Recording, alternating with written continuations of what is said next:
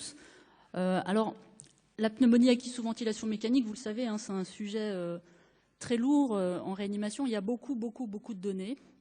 Alors, j'ai forcément fait des choix, mais comme il y a un temps de discussion qui est relativement long, vous pourrez poser des questions. Et donc, je me suis focalisée, bien sûr, sur les objectifs qui étaient donnés dans la plaquette, qui étaient donc épidémiologie et moyens de prévention. C'est-à-dire, je vais parler un peu de physiopathologie, parce que je crois que si on ne connaît pas la physiopathologie, c'est difficile quand même de comprendre pourquoi ces moyens de prévention. Et un tout petit peu de surveillance, parce que sans surveillance, il n'y a pas non plus d'épidémiologie. Et que vous allez voir qu'il y a des façons de surveiller maintenant le nombre de ces pneumonies un petit peu différentes. Il y a des visions un peu différentes, et notamment aux États-Unis. Alors la physiopathologie, elle est à la fois simple, mais elle est multifactorielle. Donc c'est simple, c'est la rencontre d'un hôte habituellement stérile, l'alvéole pulmonaire, vous en avez entendu parler beaucoup, avec une bactérie, et puis des facteurs favorisants, dont le principal est quand même la sonde d'intubation. Et par définition, pour qu'elle soit nosocomiale, acquise sous ventilation mécanique, il faut que le patient soit intubé depuis plus de 48 heures, ce qui veut dire que la pneumonie n'était pas là au moment où vous le recevez en réanimation et où vous l'intubez, par exemple dans un cas de coma, d'arrêt cardiaque, etc. Donc vous reconnaissez le malade intubé, sa sonde d'intubation, son ballonnet. Il y a toujours du liquide qui s'accumule autour de ce ballonnet, une quantité relativement importante, et ce liquide va se coloniser au fur et à mesure de la réanimation avec une quantité très importante de bactéries, 10 puissance 10. Et ce ballonnet, malheureusement, il n'est pas complètement étanche, on va y revenir. Et donc il y a possibilité, fréquemment, des micro-inhalations. Alors, ces bactéries, elles viennent d'où? Elles viennent des cavités oropharyngées, des sinus, de la bouche, et probablement, même si parfois dans des études c'est controversé, du tube digestif ici, et donc tout ça va se rejoindre pour aller s'accumuler au-dessus de ce ballonnet. Alors ces bactéries, contrairement à ce qu'on peut penser, ce n'est pas des bactéries qu'on appelle exogènes. Ce n'est pas à la faveur du matériel qu'on utilise ou parce que vous allez aspirer votre malade que vous allez pouvoir lui donner une pneumonie. En tout cas, dans des réanimations comme les nôtres, où maintenant on a des matériels à usage unique, c'est des bactéries endogènes. Ça ne veut pas dire que ce n'est pas des bactéries multirésistantes, hein, c'est des bactéries que le malade a dans sa bouche, a dans son tube digestif. Il peut se coloniser avec des bactéries que vous avez transportées par voie manuportée, mais c'est des bactéries qu'il a en lui. On ne donne pas de pneumonie en faisant un geste technique.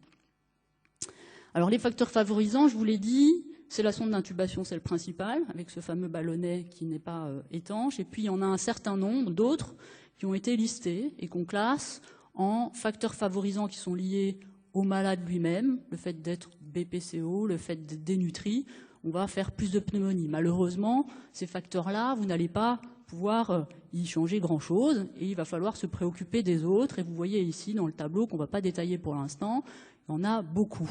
De la sonde gastrique aux antiacides, tout a été à peu près proposé comme facteur favorisant. Et vous voyez que la physiopathologie, même si c'est juste la rencontre d'une bactérie avec l'alvéole, ça devient un peu plus complexe puisque les facteurs favorisants sont nombreux. Alors, l'épidémiologie, la surveillance, et c'est important puisque c'est l'une des nouveautés quand même sur la pneumonie acquise sous ventilation mécanique. Quand on regarde dans des pays comme les nôtres, qu'on fait une enquête un jour donné, c'est-à-dire on recrute un certain nombre de réanimations, on leur dit quelles sont les infections que vous avez chez vos malades qui sont actuellement hospitalisés aujourd'hui. Bien, la réponse, elle est la pneumonie. Alors, pour être juste, ce n'est pas tout à fait tous des pneumonies acquises sous ventilation mécanique, mais quand même, pour une grande partie, c'est l'infection la plus fréquente en réanimation. Cela dit, on s'est rendu compte, notamment aux États-Unis, dans des services qui surveillent. Vous voyez ici les années qui passent. Et puis, il y a un certain nombre de services qui, c'est un peu obligatoire, s'associent à des centres de surveillance de ces pneumonies pour avoir un petit peu d'épidémiologie. Eh bien, ces centres déclarent chaque année leur pneumonie.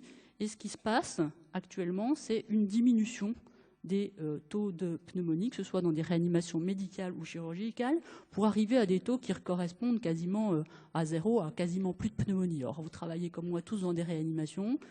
Tous les jours, les médecins discutent de ça. Donc, la pneumonie, ça existe encore. Je vais vous montrer les moyens de prévention.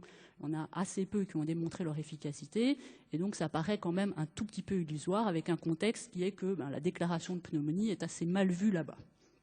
Alors, pour contourner ça, il faut essayer de trouver une façon de surveiller différente. Alors la problématique, pourquoi on peut arriver à ne déclarer quasiment aucune pneumonie, c'est qu'il n'y a pas de méthode diagnostique de la pneumonie qui est complètement fiable. Alors je vous ai simulé ça ici sur le tableau avec un score qui va, en général on trace des aires sous la courbe, peu importe, et donc ça va jusqu'à 1. Quand on a 1, on a un score parfait. La seule façon de faire le diagnostic parfaitement de pneumonie, c'est de faire l'autopsie du malade. Évidemment, ce n'est pas notre but. Et puis ici, on regarde la pièce de monnaie. C'est-à-dire, je dis, est-ce que mon patient a ou pas une pneumonie? Je lance la pièce de monnaie, elle retombe d'un côté dans un autre, et puis c'est 50% de juste ou de mauvais. Et puis tout le reste, c'est entre les deux, mais au final, c'est pas très bon. Et quand on fait même des fibroscopies, des cultures quantitatives, c'est pas totalement parfait. Quand on fait des scores cliniques, c'est pas totalement parfait. C'est pour ça que la pneumonie est quelque chose d'extrêmement difficile à diagnostiquer, qui repose sur un certain nombre de critères assez subjectifs. Alors il y a des commentateurs américains, des experts américains qui arrivent à faire rire des salles entières de congrès et qui expliquent à des hygiénistes, par exemple, comment ils peuvent artificiellement faire diminuer leur taux. Par exemple, alors ils listent, ici c'est un éditorial, ils listent un certain nombre de façons de faire. Donc genre, vous prenez plusieurs personnes pour essayer de dire si le patient a une pneumonie, vous interprétez la radio aussi strictement que possible, etc. Et vous allez arriver à 0. Puisque vos critères diagnostiques, de toute façon, vous pouvez les interpréter exactement comme vous voulez.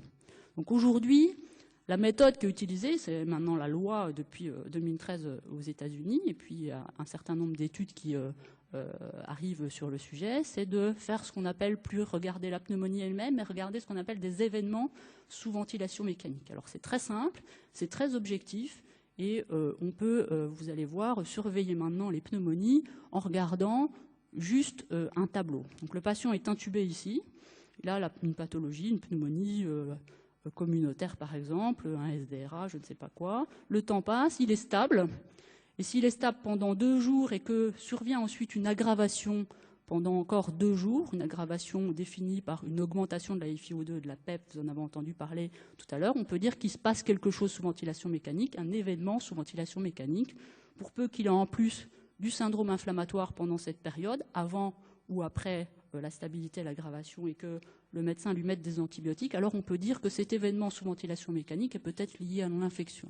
Vous voyez que c'est une façon complètement indirecte d'essayer de mesurer les pneumonies. Alors c'est pratique, il suffit de tracer un tableau, de regarder la PEP tous les jours, la FiO2 tous les jours, et puis vous voyez ici votre patient est intubé le 1er janvier, il a 10 de PEP, 100% de FiO2, il commence à s'améliorer, on diminue la PEP, on diminue la FiO2, et puis hop, ici il s'aggrave. Vous voyez que l'amélioration est supérieure à 2 jours, l'aggravation est supérieure à 2 jours. Pour peu qu'en plus il a un peu de fièvre, qu'on lui met des antibiotiques, eh bien il a non seulement un événement lié à la ventilation mécanique, mais peut-être une infection liée à la ventilation mécanique. Bien évidemment, vous savez tous comme moi que n'importe quelle infection de cathéter, un transport au scanner, etc. peut décompenser le malade et qu'on est loin de la mesure de la pneumonie elle-même. On mesure tous les événements, mais pour le coup, c'est plus objectif. Donc c'est encore assez peu évalué, mais c'est la façon, aujourd'hui en tout cas dans certains pays, de regarder la pneumonie, puisque l'épidémiologie elle-même, le diagnostic étant difficile et pas clair. Alors comment on va essayer de les prévenir, ces pneumonies? Alors il y a beaucoup d'études. Malheureusement, les mesures de prévention qui sont souvent citées dans les recommandations, elles sont soit non évaluées, et ça repose sur des principes généraux d'hygiène, que je ne vais sûrement pas remettre en cause ici, l'hygiène des mains, les précautions standards, bien que je vous ai dit que ce n'est pas ça qui donne la pneumonie. Bien sûr, si vous faites complètement n'importe quoi, vous allez arriver à transmettre des bactéries multirésistantes à vos patients, donc on ne va pas remettre ça en cause, mais ça ne prévient pas directement les pneumonies. Soit validé en raison d'un mécanisme physiopathologique supposé, on va regarder tout à l'heure la position du malade dans son lit, et puis le plus souvent c'est évalué en regardant ces fameux taux de pneumonie, c'est-à-dire on fait des études randomisées, on tire au sort les malades, on met la mesure de prévention dans un groupe et pas de mesure de prévention dans l'autre groupe, et on regarde les taux de pneumonie, mais malheureusement je viens de vous dire que ces taux de pneumonie, ils ne sont pas très fiables, et donc les études elles-mêmes, elles sont à prendre avec des pincettes. Alors si on prend des études qui ont évalué des mesures de prévention sur des critères qui sont plus robustes Les critères robustes, c'est notamment la mortalité. C'est facile, la mortalité. J'ai mis une mesure de prévention dans un groupe, pas dans l'autre. Le malade est mort ou pas mort, c'est assez facile, c'est objectif, il n'y a rien à en dire. Malheureusement, si on regarde ce genre d'études, et c'est une étude qui est parue récemment, alors ça s'appelle une méta-analyse, on poule toutes les études ensemble, on regarde toutes les mesures de prévention. Alors c'est pas très lisible, mais c'est pas très grave, parce que finalement, la seule mesure de prévention qui marche, en tout cas, pour diminuer la mortalité des malades, c'est ce qu'on appelle la décontamination digestive sélective, c'est de mettre des antibiotiques dans le tube digestif du malade, des antibiotiques topiques dans le tube digestif et dans la bouche des malades, et un peu de céfotaxime par voie intraveineuse. C'est la seule chose qui diminue la mortalité. Alors je pourrais m'arrêter là. Malheureusement, ce critère de mortalité pour la pneumonie est probablement pas très adapté, parce que, alors je ne vais pas vous expliquer ces statistiques très compliquées de mon chef de service, mais croyez-moi sur parole, d'ailleurs je ne les comprends pas complètement, on peut, avec ces statistiques, essayer de savoir si le malade meurt avec la pneumonie, c'est-à-dire il est très grave et donc il a une pneumonie, il meurt, mais il serait mort quand même, ou de savoir si c'est effectivement la pneumonie qui va le tuer directement. Et quand on regarde ça, on s'aperçoit, dans cette étude, mais dans d'autres aussi, que finalement la mortalité qu'on appelle attribuable à la pneumonie, elle est assez faible, elle est de 10%. Ça ne veut pas dire qu'il ne faut pas les prévenir, mais elle est assez faible. Ça veut dire surtout que pour construire des études avec la mortalité comme critère de jugement, il faut à peu près 30 000 malades, et vous comprenez bien qu'on ne va pas inclure 30 000 malades dans une étude contrôlée randomisée, ça serait très cher, ça serait très long, ça ne serait pas très utile. Et donc on va se contenter, aujourd'hui en tout cas, on se contente du critère pneumonie avec toutes les faiblesses que ça a. Alors un petit listing, bien sûr je ne vais pas avoir le temps de tout détailler, les mesures générales je vais y passer puisque je vous ai dit, la surveillance c'est important quand même dans les mesures générales, on ne fait bien que si on surveille ses taux et si on a un regard sur ce qu'on fait, mais ça va être quand même difficile de se comparer aux voisins parce que ça n'est pas totalement fiable. On va regarder la réduction de l'exposition au risque parce que je pense que c'est un des moyens importants d'éviter les pneumonies. La gestion des circuits, je vous en dis juste un mot, pas parce que ça prévient les pneumonies, mais parce qu'on sait parfaitement aujourd'hui comment il faut gérer les circuits, c'est-à-dire ne pas changer les circuits tous les jours, ne pas changer les filtres tous les jours. On peut utiliser des filtres humidificateurs ou des humidificateurs chauffants, ça ne change rien.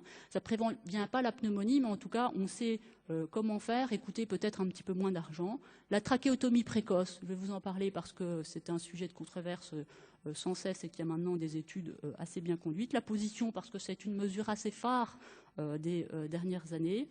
Les innovations des sondes d'intubation, je ne vais pas vous en parler beaucoup, si ce n'est sur le ballonnet et l'aspiration subglottique, qui en sort à peu près tous les jours. Il y en a encore une ce mois-ci dans un grand journal. Et puis, on parlera un peu de décontamination oropharyngée et surtout de comment on s'y prend dans le service pour essayer de mettre en place quelque chose. Alors, la réduction du risque, c'est, je pense, important, puisque vous connaissez peut-être cette diapositive. On trace ici le malade ventilé, et puis on regarde son risque quotidien d'avoir une pneumonie, et ce risque, il est maximum aux alentours de J5. Alors bien sûr, si on peut éviter de l'intuber, ou si on peut l'extuber suffisamment rapidement, il est sûr que comme il n'est plus intubé, il n'aura pas de pneumonie acquise sous ventilation mécanique. Alors comment on fait ça? C'est probablement l'objet d'autres sessions dans le congrès. On peut utiliser la ventilation non invasive à bon escient. Je ne suis pas une spécialiste, mais vous aurez d'autres probablement topo sur le sujet. Ça marche très bien dans certaines conditions et on diminue les infections nosocomiales si on n'a pas intubé le malade. On peut utiliser des protocoles d'arrêt de sédation ou de diminution de sédation et de sevrage de la ventilation mécanique pour essayer d'extuber à bon escient son malade à temps. Ça, c'est une bonne chose. La trachéotomie précoce, vous savez, l'idée étant que si je trachéotomise mon malade, alors on peut le mobiliser, etc. Et que peut-être ça permet de diminuer aussi la ventilation mécanique. Or, dans les études, c'est extrêmement difficile à démontrer. Vous savez qu'il y a une étude française dans une population de patients particulière qui est des patients de post-chirurgie cardiaque qui n'a pas montré de différence. Et cette étude dans des malades généraux de réanimation ne montre pas de différence non plus, simplement parce que d'abord, c'est extrêmement difficile de prévoir à J3, si à J7, je vais devoir trachéotomiser mon malade. Et donc, on se trompe un grand nombre de fois. Et en plus, la trachéotomie, ce n'est pas anodin, ça donne des complications. Le tout imbriqué, on n'arrive pas en tout cas à montrer de différence avec la trachéotomie. La position demi-assise, je vous la montre parce que c'est une mesure phare depuis 1999. où des gens regardaient ce qui se passait, des petits effectifs de malades. Hein. Quand on mettait les patients en position allongée totale, 0 degré, ou en position demi-assise. Dans cette étude, on ne sait pas très bien d'ailleurs ce que c'est la position demi-assise. Ils n'ont pas mesuré la position de leur malade. Mais en tout cas, ce qu'on sait, c'est que 0 degré, ce n'est pas très bon pour le malade. Ça donne probablement plus de pneumonie. Alors, ce qu'on fait d'autre, et je vais vous montrer pourquoi, quand on réfléchit à mettre en place quelque chose dans son service, il faut aussi tenir compte de la faisabilité des mesures. Ils ont essayé de reproduire cette étude sur une plus grande population de patients. Un groupe où on fait comme d'habitude, alors ce n'est pas 0 degré cette fois, hein, c'est comme d'habitude, et comme d'habitude ici, c'est à peu près 10 degrés, c'est le groupe contrôle, et puis un groupe où on essaie de faire bien, c'est-à-dire on essaie de les mettre en position demi-assise, qui est plutôt 45 degrés. Hein, vous voyez que c'est très difficile puisque la moyenne des gens était plutôt vers 30 degrés, alors qu'il y avait des moyens de monitoring au lit du malade, alors qu'il y avait des infirmières dédiées pour les patients. Et vous voyez qu'au cours du temps, les deux groupes se rejoignent. Hein, la conclusion de cette étude, c'est d'abord, ça ne prévient pas les pneumonies quand on regarde, pas par rapport à 0 degré, mais par rapport à ce qu'on fait d'habitude, mais qu'en plus, on a quand même du mal à mettre les patients en position semi-assise, et donc par conséquent, il est difficile de savoir si la position semi-assise prévient les pneumonies ou pas. Alors les sondes d'intubation, il y a beaucoup de choses. Je vais vous parler essentiellement de la pression de gonflage du ballonnet parce qu'il y a des études, notamment françaises, et de l'aspiration sous-glottique parce que je crois que s'il y a une mesure importante qui est quand même sur un critère de jugement robuste, ce n'est pas la mortalité, mais vous allez voir que c'est un critère de jugement robuste, c'est une mesure qui probablement marche. Alors, monitorer la pression du ballonnet, hein, c'est la physiopathologie que je vous ai montrée, c'est probablement très important puisque ce ballonnet n'est pas étanche, il se dégonfle. Donc il y a des gens qui ont inventé des systèmes, ici un système électronique de gonflage, dégonflage du ballonnet en fonction de sa pression. Le problème de ces systèmes, c'est que c'est très réactif et que ça dégonfle et que ça surgonfle très vite. Évidemment, si ça dégonfle, le fameux liquide que je vous ai montré tout à l'heure, eh bien, il ne va pas manquer de passer dans l'alvéole pulmonaire du malade et on n'arrive pas à montrer avec ces dispositifs de diminution du taux de pneumonie. Alors, un autre dispositif que vous avez peut-être déjà vu, bon, je suis désolée, ça ne marche pas très bien ma souris, qui est un dispositif cette fois pneumatique. Hein, il n'y a pas de système électronique, on a un espèce de gros ballon, on met un gros poids dessus et puis il est fixé au ballonnet. Et ce système, il permet d'équilibrer en permanence la pression sans surgonflage et sans sous-gonflage. Alors si je vous montre cette étude, c'est qu'elle est française, mais qu'en plus, non seulement elle a regardé les taux de pneumonie qui diminuaient avec ce système, je vous ai dit que ce n'était pas fiable, mais elle a regardé un critère indirect qui est la gastrine dans les aspirations trachéales. La gastrine, c'est une enzyme digestive. Et dans le groupe où on utilisait ce système pour maintenir la pression du ballonnet, il y avait moins de gastrine dans les aspirations trachéales et probablement moins d'inhalation. Donc c'est quand même quelque chose indirectement qui a l'air d'être assez sérieux. L'aspiration sous-glottique, c'est un système qui est probablement assez séduisant. Donc c'est une sonde d'intubation où on a un système d'aspiration, je ne sais pas si ça ne veut pas marcher, je ne vois pas où est mon trait, tant pis, qui aspire les sécrétions juste au-dessus du ballonnet. Et ça a été étudié maintenant dans beaucoup d'études. Alors quand il y a beaucoup d'études, vous savez, on fait des méta-analyses, on poule tout et on regarde un petit peu ce qui se passe. Ce qu'on sait aujourd'hui, c'est que ça diminue probablement les pneumonies. Mais ce qui est plus important, c'est que quand on fait ces méta-analyses, qu'on poule toutes les études, qu'on a un grand nombre de malades, on arrive à montrer que ce système il diminue la durée moyenne de séjour. Et ça, c'est un critère fort. Si j'ai diminué les pneumonies, j'ai extubé plus vite mon malade, j'ai diminué la durée de séjour. Montrer ça, c'est déjà quelque chose de performant puisque la mortalité, c'est quasiment impossible. Et donc, je pense que c'est un système performant. La stase gastrique, je vous la montre parce que c'est quelque chose sûrement que vous faites tous les jours et qu'il y a maintenant une étude française qui a comparé je surveille la stase gastrique de mon malade et je ne surveille pas la stase gastrique de mon malade, qui n'a pas réussi à mettre en évidence de différence, malgré le rationnel physiopathologique important, hein, puisque la sonde gastrique, ça entraîne un reflux, puisque ça empêche les systèmes sphinctériens de fonctionner correctement. Pour peu que j'ai en plus de la nutrition entérale, on pensait que ça donnait plus de pneumonie. En tout cas, dans cette étude, ça semble pas être le cas. Surveiller ou pas ne change rien. Il y avait peu de malades dans cette étude de chirurgie. La décontamination oropharyngée, c'est aussi quelque chose que vous faites tous les jours. Alors on peut la faire soit avec de la bétadine, hein, de la polyvidone iodée. Cette étude française aussi assez récente, qui n'a pas réussi à montrer de différence malgré, vous voyez ici, une décontamination à la fois de la bouche et de la trachée, et qui a montré par contre que d'utiliser à gros volume la bétadine dans la bouche des malades, ça avait une complication essentielle, qui est plus de détresse respiratoire, de SDRA, dans le groupe où on utilisait la bétadine, et c'est probablement donc pas une bonne chose. Et l'autre antiseptique qui est beaucoup utilisé, c'est la chlorhexidine. Là encore, une méta-analyse où on poule toutes les données et on a réussi à montrer que la chlorhexidine peut-être ça diminuait les pneumonies dans un grand nombre d'études et de groupes de malades.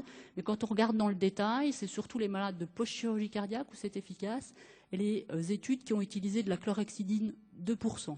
Et croyez-moi, de la chlorhexidine 2%, vous n'en avez pas dans vos services parce que ça n'est pas commercialisé. Vous avez de la 0,12%, mais de la 2%, vous n'en avez pas. Il n'y en a pas nulle part dans le monde commercialisé pour cette indication-là. Alors, je vous ai montré beaucoup de choses qui sont, et encore, j'ai beaucoup édulcoré, et la problématique pour vous dans vos services, c'est de savoir comment vous allez faire pour mettre tout ça en place, puisque ça part, cette physiopathologie, elle est un peu multifactorielle, c'est un peu complexe, comment vous allez faire, qu'est-ce que vous allez choisir. Et il y a un institut américain qui a qui a défini le bundle, alors c'est assez difficile à traduire, le bundle peut-être que vous savez, c'est j'en ai bientôt fini. C'est un instrument qui était dédié aux licteurs romains. Les licteurs romains, ce sont les hommes de main des magistrats romains. Et donc, ils avaient un instrument 2 en 1. Vous voyez ici une hache avec plein de petites lanières de bois. Et puis, tout ça était relié par des lanières de cuir. Donc, ils pouvaient exécuter la sentence des magistrats, soit couper la tête, soit flageller les gens.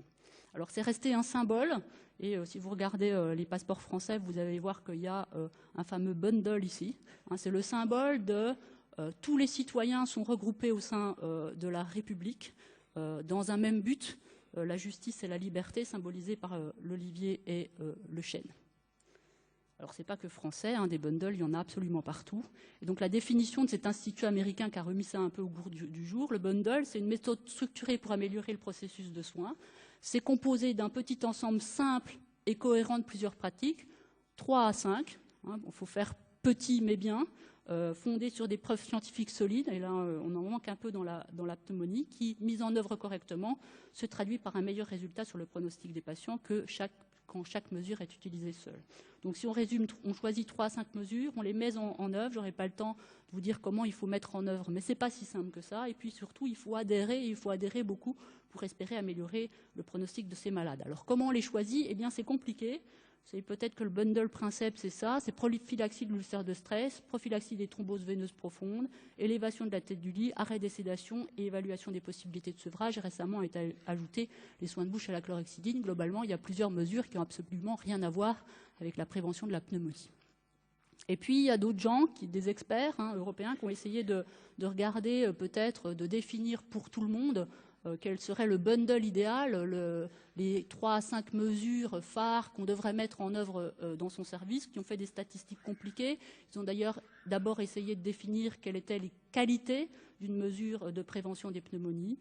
Alors la principale qualité, c'était la facilité d'implémentation, c'est ce que je vous ai dit tout à l'heure, ça ne sert à rien d'essayer de faire quelque chose qui est infaisable au lit du patient. Et puis il y a plein de critères de qualité. On fait des scores extrêmement compliqués, des statistiques compliquées. Ils arrivent, alors ça tombe bien, à en définir, vous voyez, les 5 premières. Et ce qu'eux ont défini il y a quelques années, c'était ne pas changer les circuits. Bon, je vous ai dit que pas changer les circuits, ça ne prévient pas vraiment la pneumonie, mais c'est complètement inutile.